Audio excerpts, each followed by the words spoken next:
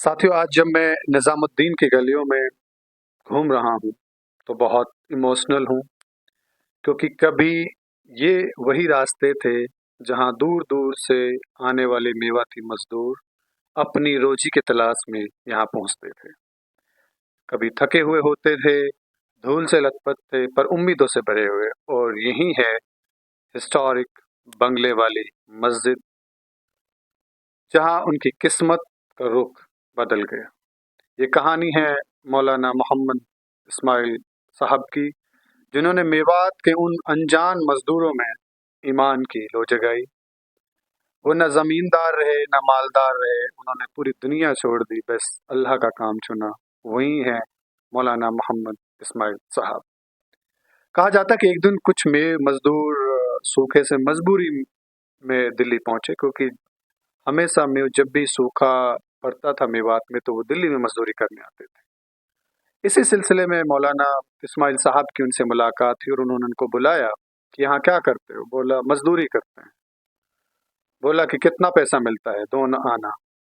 तो मैं मजदूरों से कहा कि काम मैं आपको देता हूँ, आप कलमा पढ़ो, नमाज सीखो, इसके बदले में 2 आना मैं आपको दूंगा। मैं सोच रहा हूँ उन भोले मेवों ने कि ये अल्लाह का वली है जो हमें मजदूरी भी दे रहा है, दीन भी सिखा रहा है।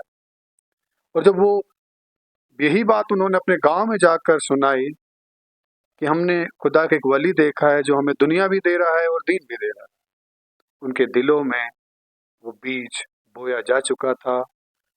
वो दिलों में जो बीज बोया गया वो जल्दी एक कारवा बन गया।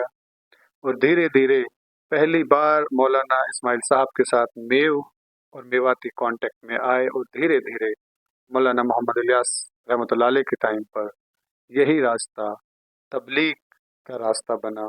और वही मेव और मेवात तबलीग के सबसे पहले लोग बने जिन्होंने तबलीग को अडॉप्ट किया, काम किया और फिर पूरी दुनिया में ये काम फैलाने का काम किया। तो मेवात के वो लोग जो कभी समाज के किनारे पे थे, अब ईमान और इल्म के रास्ते पे चल पड़े थे। बंगले वाली मस्जिद सिर्फ इमारत नहीं है, ये एक बिल्डिंग नहीं है, एक सफ़ेद बिल्डिंग नहीं है। ये वो जगह बनी जहाँ मजदूर मुबल्लिग बने, जहाँ गरीबी ने रूहानी ताकत में बदलना सीखा।